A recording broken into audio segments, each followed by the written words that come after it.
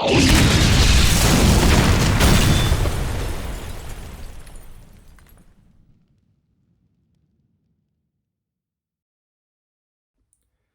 you doing, everyone? Scott back again. This time for my kind of end of year top list of pickups. So this year's been a pretty good year for metal. Probably not as good as last year, but all the same, I picked up quite a few albums mixed on CD and vinyl. I'm sure a lot of you guys have known, like, there's been supply issues with vinyl, and you know, everyone's getting delayed, even reissues are getting delayed. So it's kind of 50-50 on vinyl and CD, but I've got no problem with that. I collect both anyway. So yeah, some of these albums I probably will at some point pick up on vinyl. But you know how it kind of goes. Everybody kind of comes out with these videos at the end of the year, their top 20, their top 10, their top whatever. This isn't a top anything, this is just kind of a rundown of the pickups that I've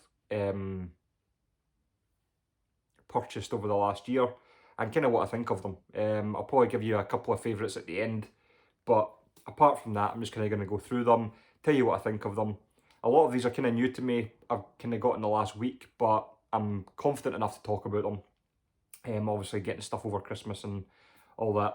But anyway, I'll start with the first one. I think this is one of the first ones I picked up this year, and it is Pounder and Breaking the World. This was a really cheap pickup on Amazon, that's kind of why I kind of just went for it. But it turned out to be a really great album. Kind of that new wave of traditional heavy metal style, but features members from Exhumed and Carcass. So it's kind of them kind of maybe going down a gear and just doing a bit of straightforward heavy metal. But an absolutely great album, and really happy I picked that one up. So that's Pounder and Breaking the World. Let's start with one I just got in the last week. Got this for a Secret Santa, but they did really well with this one. And it's Bewitcher and Cursed Be Thy Kingdom. I've seen a couple of guys talking about this, obviously, in the VC, and it kind of piqued my interest with this kind of blackened metal, thrash, speed. It's not really thrash, it's more kind of like speed metals and parts, but a really fantastic album, really melodic. The vocals aren't too blackened, so if you're into that kind of thing, don't expect, you know, really intense vocals. It's not like that at all. It's more kind of more raspy vocals than anything, but really good. Doesn't take itself too seriously either, and just got some really just amazing riffs, and I really enjoyed this, even on first spin. So I would recommend you pick this up if you're into that kind of raspy speed metal, but it's a superb album. So that's Bewitcher and Cursed Be Thy Kingdom. Okay, I'll just stick with this one. This was also in my Secret Santa, and this is my first album from this band, and it's Running Wild and Blood on Blood. So normally I kind of put on my list for my Secret Santa a couple of vinyl, and I was actually kind of struggling a little bit this year. So, and I kind of wanted to get 2 records for, it's like a max of 50 quid. So I kind of wanted to get 2 records for the money, and I just thought, you know what, I'll just take a punt on this. I'd heard the first couple of songs, I thought they were quite good, so I went for it and had a proper listen to this a couple of days ago, and it's a great album. I really enjoyed this. I wouldn't say Running Wild are a band that I've kind of stayed away from, but they're just not a band I've just been actively interested in looking for their albums, but I definitely will now, even starting with their latest. This was just a really great pickup. Comes on blue vinyl, I don't think I've ever seen it on any other colour, but yeah, if you're not sure about Running Wild, give this a shot. I really enjoyed it. So there we go. Running Wild and Blood on Blood. Right, I'll go with a CD this time. Exodus and Persona Non Grata. I don't know, this kind of got a lot of mixed reviews. I don't know why. This is kind of what I expected from Exodus. These kind of like screamed vocals from Zetro, but amazing guitar work as you'd expect. What songs stand out to me? I really like Slipping Into Madness. I do not like Elitist. That's not a good song. Prescribing Horror. Love that song as well. The Years of Death and Dying. Another kind of weak song is Clickbait. I'm not into that one at all. But a really solid album. So I'm not sure where the flack comes from. I think it's kind of what Exodus do and kind of what I expected. So there we go. Exodus, Persona Non Grata. I would probably give that about a 7.5 out of 10. I quite enjoyed it. I'll do another CD. And someone not even shown these in an update yet. You know how lazy I get sometimes, which I hope will change for next year, but I don't know yet. I picked up Udo and or UDO and Game Over. This is the first new release from Udo I've ever picked up. Really enjoy all his 80s stuff. But some of, even the CDs, some are quite hard to grab a hold of. So I just thought I'd give this a shot. And I mean, first off, that's a colossal amount of songs to get through. 16 songs, and it feels like 16 songs. And in fact, it feels like 26 songs. This album dragged its feet a lot for me. Too many low points, not enough high points for me. I was actually quite disappointed in this album. Of course, I'll go back to it, give it a few more spins, but after its first couple of spins, I mean it's a long album, and it's, you know, I mean the songs aren't long, but I mean to put 16 songs on an album is ridiculous. So wasn't too impressed with UDO and Game Over, but it will be getting I mean there are some good songs on it, but to be honest, there's not a lot that really stands out for me on this yet. So Udo and Game Over, or sorry, UDO and Game Over. Let's get on to something a bit better. Flotsam and Jetsam and Blood in the Water. Now, this is the first newer Flotsam and Jetsam album I've picked up. I didn't pick up their last one. I'm not too sure why. I think it kind of hiked up in price quite fast when it first came out, so I kind of backed off from that. But I thought I'd give this a go. Somebody offered to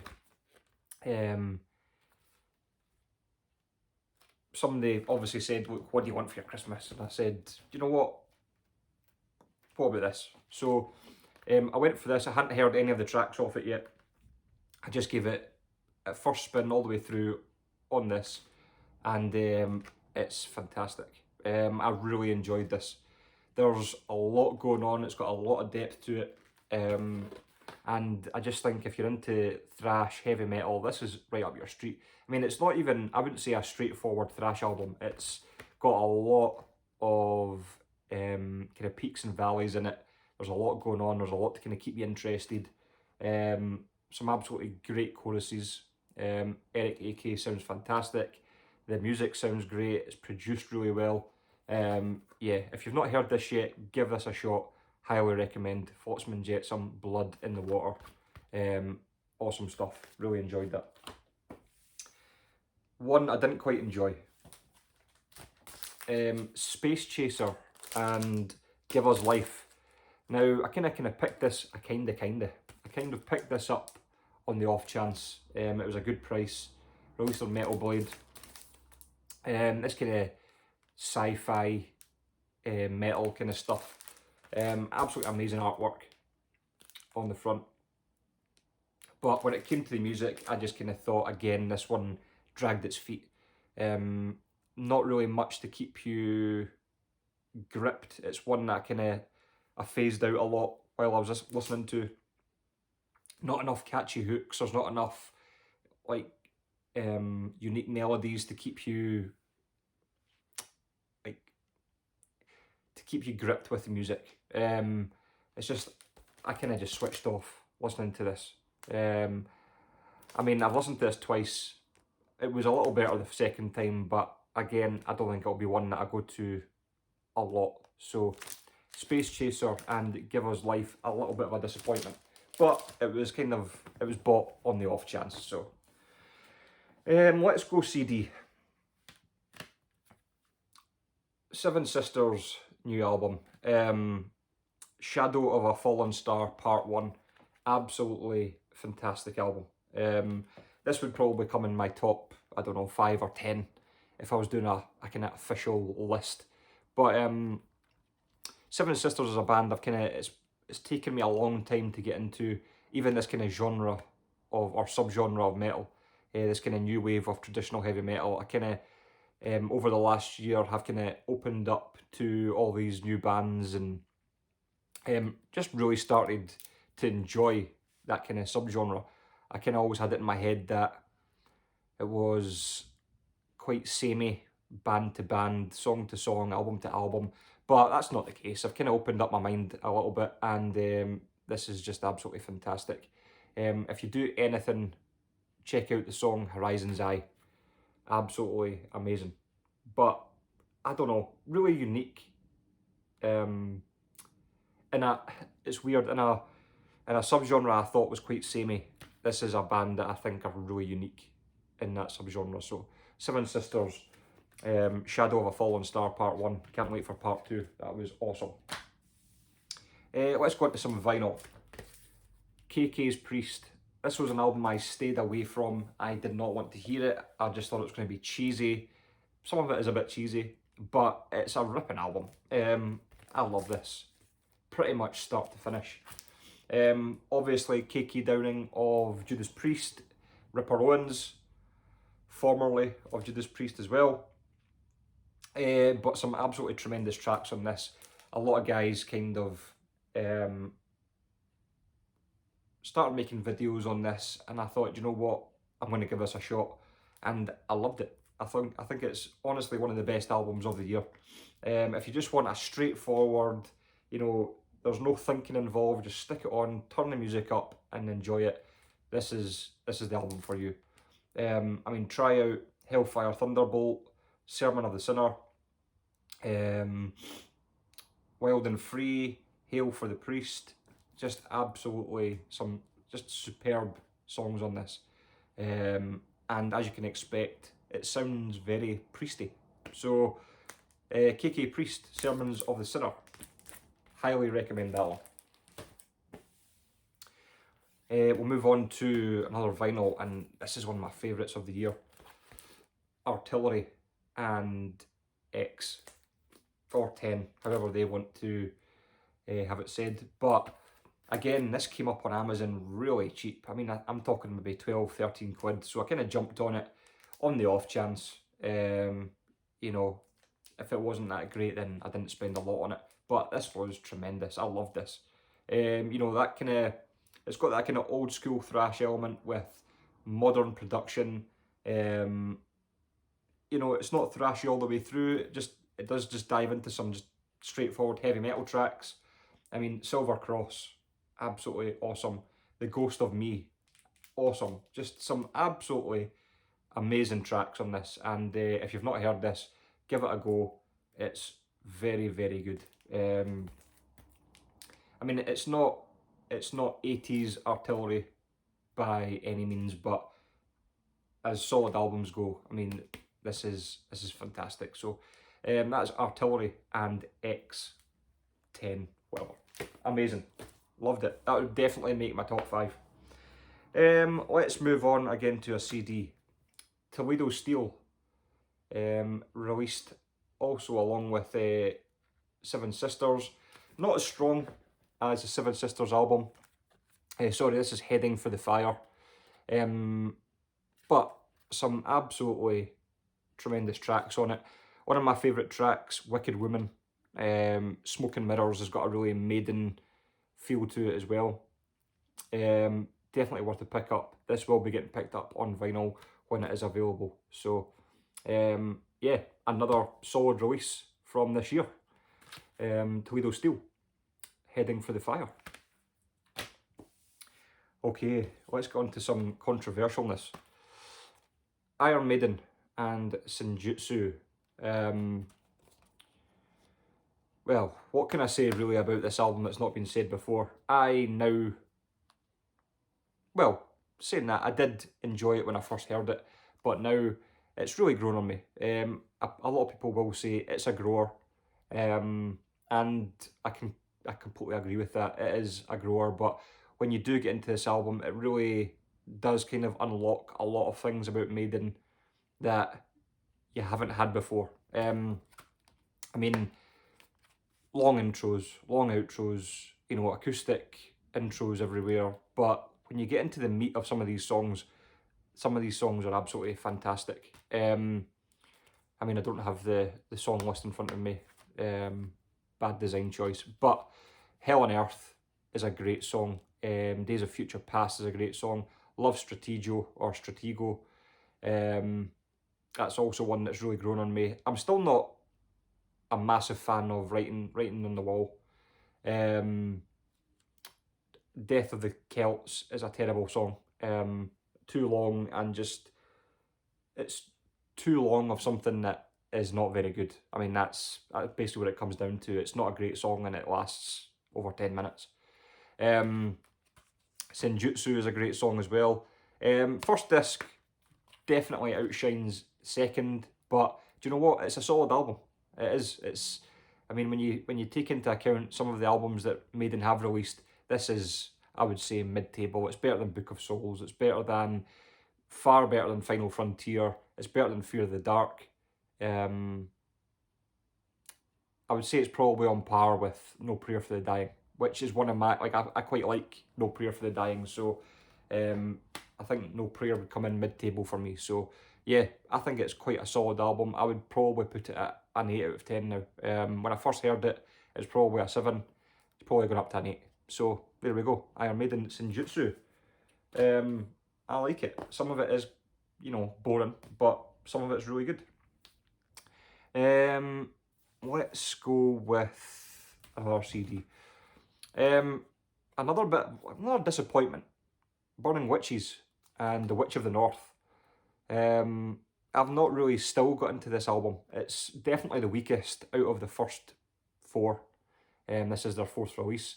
It's quite long as well. It's just, I don't know, it kind of just meanders back and forward, and, you know, it's not got that punch that the first 3 had, or even the first 2. The first 2 are just superb, but I mean, it's a good effort. It's not a terrible album, but it is one that, you know, it's not going to get as many spins as the first 2. So Burning Witches, Witch of the North, but I always pick up Burning Witches. I've always kind of picked up their stuff even from the start, so I kind of feel obligated to pick up their stuff now.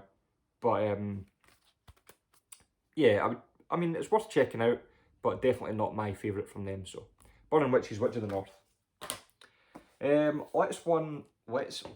Let's go to one that I was quite surprised with. Smith Cotson, Adrian Smith and Richie Cotson. Self-titled. Now again, another cheap pickup on Amazon, and I've kind of laid off the hard rock in the last year and a half. I've kind of been going on the more extreme metal side. Not extreme, but, you know, more into thrash, straightforward heavy metal. But this was a bit of a surprise. I kind of picked this up because it was 12 quid. 12 quid delivered, you know. I thought, again, if it's rubbish, then I've not lost much. But the more you listen to this is definitely a grower as well. There's some songs that you think, you know, are okay. You listen to them again, you think this is great. So, you know, it's just an easy listen. Nothing too challenging about it.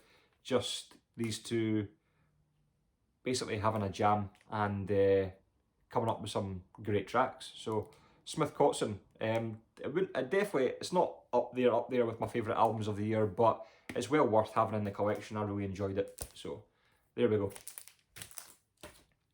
Okay, let's go on to Halloween. Again, another one this was one that when you look at the vinyl, I think the vinyl was about 30 quid. And I thought, I am not paying 30 quid for vinyl that I've not even heard. I mean, if Halloween's your favourite band, then fair enough, go and pre-order it. But I'm not paying 30 quid for... Same with Iron Maiden. I didn't go and jump on the Iron Maiden vinyl because Iron Maiden, you know, these days, they're a hit or a miss.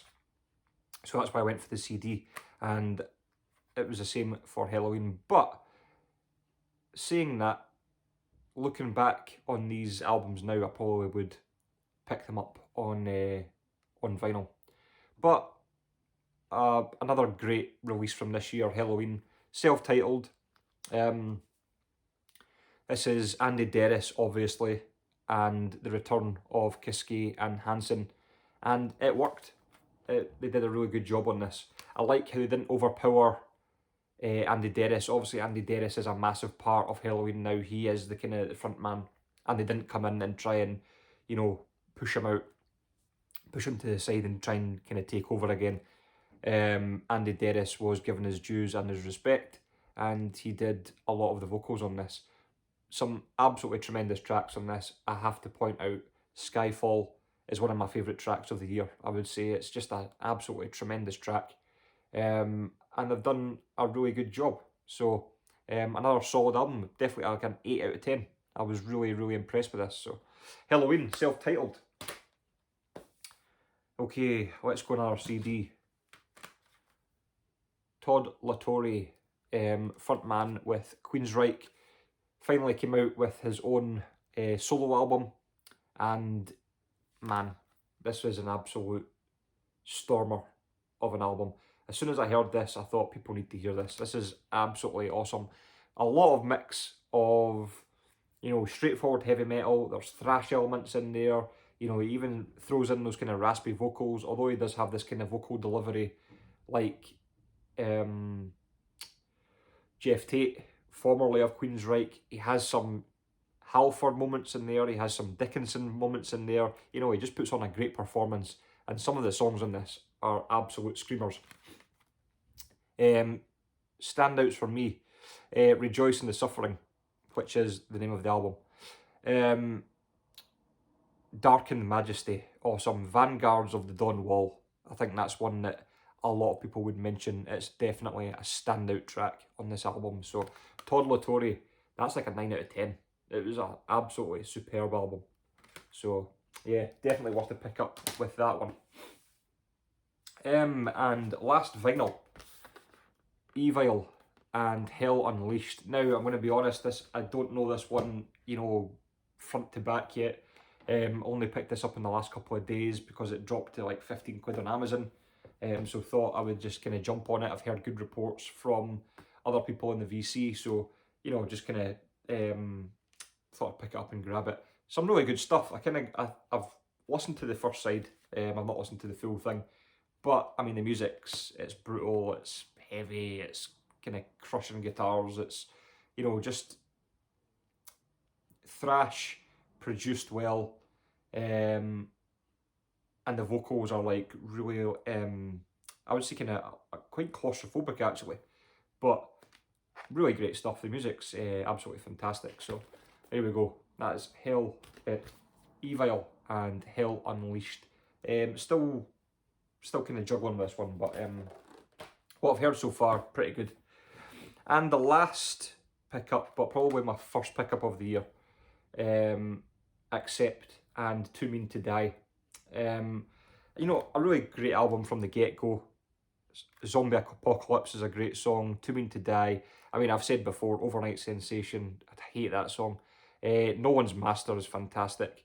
Symphony of Pain, really good stuff. I really enjoyed it. You're going to get those cheesy lyrics as you do on this. I mean, Overnight Sensation is just cheese on toast. But overall, really decent. So, Accept, Too Mean to Die. I mean, you're not really going to get a bad Accept album now, are you? But let me see. Let me kind of try and quickly go through I would say my top 3. I would say these are going to be my top 3. I'll go through my top 5 because there's some really good shit in here. Let's go with that. So, not really in any order, but I would say check these out if you haven't. KK's Priest, really enjoyed this. This is probably one of the albums that got the most spins from me this year. If you've not checked this out, check it out. I mean, it's a little bit cheesy, but if you like Priest, you're going to like KK's Priest. Sermons of the Sinner, awesome. Flotsam and Jetsam, Blood in the Water, amazing album. Like I said with this one, really surprised, but when I did check it out, it's awesome. Check it out. Seven Sisters, if you've not checked this band out, do it, especially this. Check out Horizon's Eye, love it.